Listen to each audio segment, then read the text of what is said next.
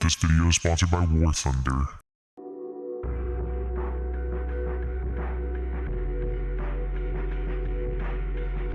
Here we go again. Let's get this show on the road.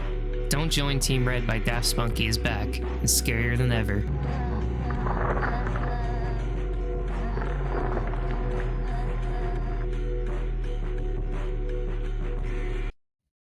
Daft Spunky has released episode 5 of Don't Join Team Red, and this is the longest episode yet. I covered the first 4 episodes a couple of videos ago, but this one is huge. A lot has happened the last time I covered the series, but where we left off is that the blue team has decided to invade the red team, and some of the red and blue team have teamed up to take down the true evil of the series, Redmond Man.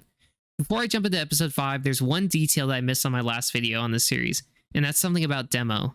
You see, Demo on multiple occasions said that these things have come out of the respawn machine are devils, but I wasn't so sure, but after some people left some comments, it turns out that occasionally the eye of the Demo would turn green, which most likely has to do with his connection with the Eyelander, which is possessed by a ghost, meaning that Demo has a connection with the spirits, and that is why he's able to figure out that there's devils all around them. Okay, with that out of the way, let's jump into episode 5 of Don't Join Team Red, titled Savior. This episode starts off with one of the most gruesome openings yet, with a spy who previously had died due to the sentries that Engineer had put up is now in the respawn machine, and we can see that he is disfigured from his injuries. When he steps out, he comes across mutilated bodies everywhere from the multiple respawns. And then Spy hears a noise and sees these two things. A pyro who has been transformed into this grotesque creature with this huge mouth with sharp teeth, and more importantly, the soldier, who has the head of a goat, which ties into the satanic themes that this show has hinted at so far. Then finally, we see a spy respawn with no eyes and a zipped up mouth. Following this, the creatures attack the spy, who will probably respawn and face the same thing again and again. And the important thing to notice is how the soldier's legs have turned into that of a goat as well. He has truly turned into a devil. We jump to around the time where we last left off. Pyro and Sniper reminisce about their times with the people who had perished so far, with a little shrine to commemorate them. Following this, we see the Engineer look over photographs of the people who have passed as Heavy consoles the Engineer, in which Heavy promises to make it out of there alive for his daughter, which this series really makes me admire how well the relationships between the mercenaries is done, and how they all care for each other in general. They are in it together. We go together, serve light reference, whatever. We are then given info straight from Engineer, in which he tells us that the memories that the team has are implanted, with specifically that of their boss Redmond, the enemy, their team, and the mission. Everything else is forgotten. Engineer tells us that they leave behind reminders before they respawn, specifically from Engineer's end, blueprints. And these reminders are going to be something very important for the rest of the story. We jump again to a conversation between the 5 mercenaries. Their current situation has left them with them being low on ammo, food, and water. Ammo specifically, due to the devils that die there, not coming with the ammo they need on hand, which in my opinion is intentional due to them wanting to make it so that the surviving members have nothing left to fight with. Heavy comes up with a plan to take the guns and ammo of what they do find off of them and turn them into new weapons and armor for fighting. They get to working, but as they do, the blue team is approaching. The blue team ends up getting closer and closer to the base of the red team, but the squad with a sniper in it is in a separate location when suddenly this happens.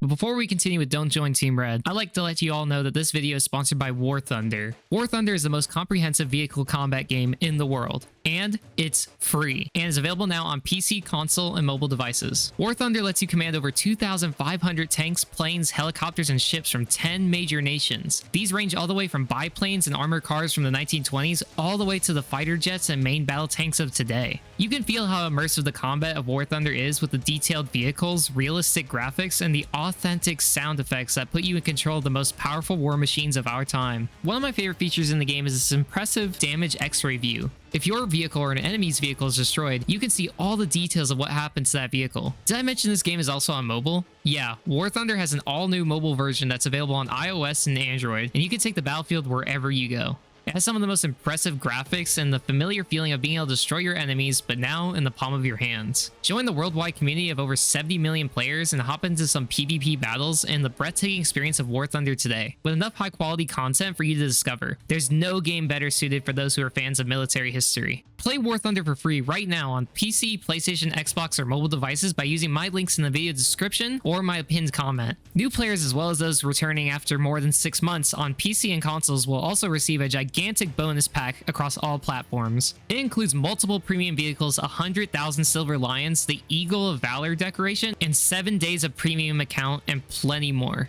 This is only available for a limited time, so be sure to be as quick as you can, and thank you to War Thunder for sponsoring this video. This, along with a blue tank with demo in it, is attacked, and this blue scout hears from the radio the sounds of what's attacking, and says, "That did not sound human at all." The rest of the blue team comes across a location of where the rest of the team were attacked, and when they do, they find bodies on top of bodies of red team stacked in a pile, with them also obtaining the blue's tank and using it for themselves. A full-on ambush happens in which these devils attack the blue team. It's an insane assault, with the Red Devils even taking out the blue team's plane and shooting it down. The Red Devils even attaching themselves with a dynamite to destroy the tanks. The only thing left standing is the Conqueror tank, with a couple of blue team members inside, in which they take cover inside the tunnel they arrived in. We jump back to the red base where the sniper is taking watch at night, but slowly drifts into sleep from the restless nights, and when he does, we see this.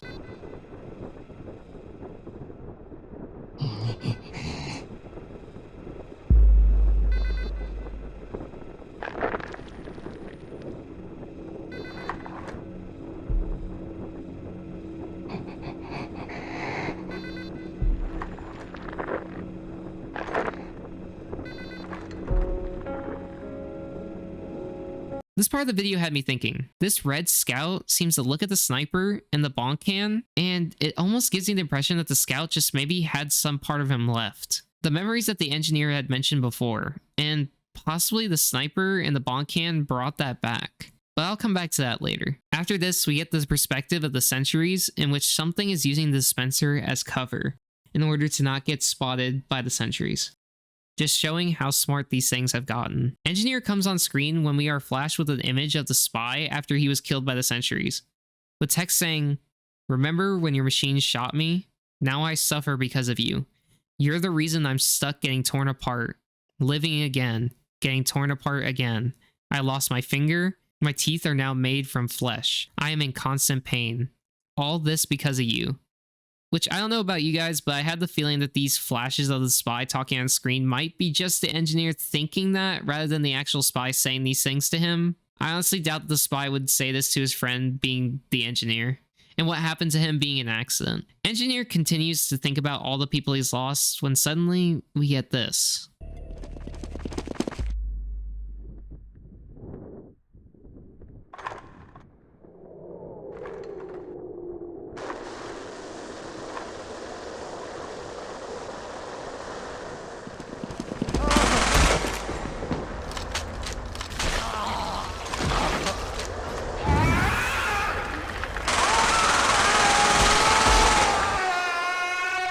Engineer gets stabbed by the spy clone, and following this, a full-on attack by the devils ensues, with plenty of spy clones inside the base becoming a new threat for them to deal with. Demo Man and the others are fighting, but then suddenly Pyro is shot in the head with an arrow and then goes down. Then a soldier comes flying over and shoots a rocket at the Heavy, and the engineer is also shot by an arrow in his shoulder. Then the scout with no face that we saw in episode 4 comes on screen, saying that they fulfilled their promise of them running out of everything, and will be ripped apart. When all hope has been lost and they are completely surrounded and everything seems to be done for, the blue team then arrives and their conqueror. They attack the red base, destroying as many devils as they can, and the red team ends up making it back inside. The next day, they run into blue team, in which engineer thinks that they're there to save them. But when blue team talks to engineer, we learn that they had no idea of any message that was sent to them. But either way, the blue team decides that it's best to work with the red team after seeing the monsters that are around. The blue team explains that they got lost on the way there, but they were able to find their way back due to the most odd reason. Animals were blocking all the other pathways except one, which ended up leading them to the base, which they explained that a desperate animal will do the strangest things to survive. Which this line alone had me thinking, and I'll come back to that towards the end of the video. But continuing on, the blue engineer arrives, and not only that, he brings the red medic alive, in a beautiful moment where the whole team reunites. It's honestly very heartwarming to have these characters care so much for each other in the story. And I find it cool that Daft Spunky used the voice lines that are usually used for characters yelling at each other and changed the tonal shift with them to make them be happy. Very cool. Engineer talks to the Blue Soldier and explains that they need to set up a base, and he radioed Blutark about the situation, which honestly, Blutark will probably be pretty happy about what's going on in my opinion. Everything cuts to black when we then get text on screen from not the engineer, but the spy. Why do I feel so much pain in this dark void? On second thought, it's less painful than being torn apart by monsters. I keep losing my fingers every time I live again. I already lost my entire right hand. He goes on to explain how his teeth have become flesh, and soon he won't even have feet to run with. He says that he only remembers these things happening when he's in the void, and when he lives, it's all forgotten. Again, in reference to the memories that are implanted into the respawn machine and how everything else is forgotten. He tries his best to tell himself to remember what's going on outside the respawn machine and that he needs to run to the teleporters. But when the respawn doors open, he sees tons of his own body on the ground and doesn't remember a thing. The episode ends with a robot at what I believe to be another red base, but he is holding a tape recorder, which most likely means that he is holding on to the message the engineer sent. Okay, so I have one theory and something else I want to talk about. First has to do with the scout that we saw in this episode with the weird mouth. We had seen him previously, and the thing that is important to note is that when we saw the scout last, he said one thing: help.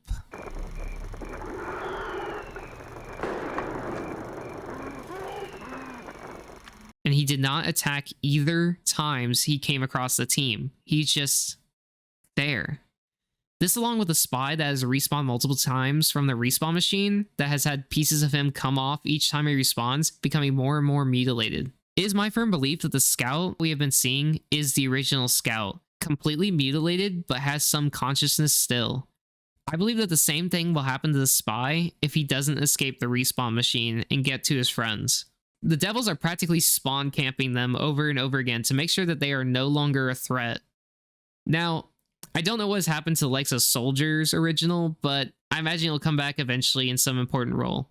I'm hoping I'm right on this theory, but we'll see. But in general, I believe that the devils want to make sure that the originals can't do a thing anymore. Now, the other thing I want to talk about is the animals. It's pretty obvious why this was put into the story, but I want to mention it either way. I believe that the animals and their strange behavior out of desperation can be compared to that of Redmond Man and even Blutark. But with specifically Redmond, he found himself in a situation he could not see himself getting out of unless he went to the extreme, and so he went to the dark arts to give himself an unbeatable army. I don't know, just something I thought would be cool to mention. Of course, there's way more questions I have on my mind with that, specifically of the Red Scout that's been threatening the Mercs. Is he a leader or just another devil? And also how the devils become more and more horrific the closer you get to the respawn machine. I want to believe that they are stronger and more dangerous, and again, we have the question of Redmond's location and his whereabouts through this. I'm almost inclined to believe that he is near the respawn machine as well, but honestly, he could just be chilling somewhere. Or possibly already dead. I feel that he could have just gave up his own life or body to win this war, you know, at any cost necessary. But we do have episode 6 around the corner, so we'll just have to wait and see. Go check out Daft Spunky and be sure to let me know your thoughts in the comments. Thank you again to War Thunder for sponsoring this video.